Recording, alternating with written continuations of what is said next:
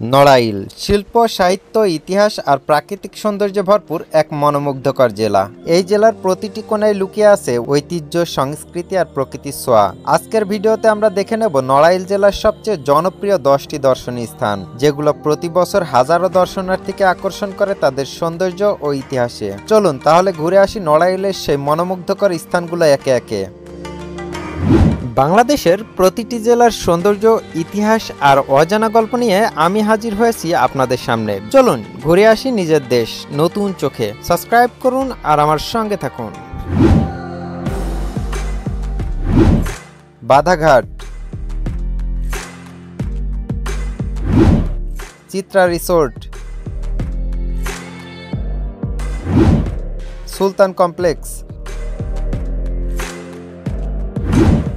৭১-এর বধ্যভূমি, নিশিনাথতলা মন্দির,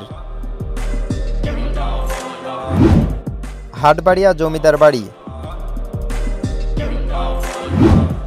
ভোদর দিয়ে মাছ শিকার, Arunima resort golf club, Niharranjan গুপ্তের পৈতৃক নিবাস, বীরশ্রেষ্ঠ শহীদ নূর মোহাম্মদ শেখ কমপ্লেক্স।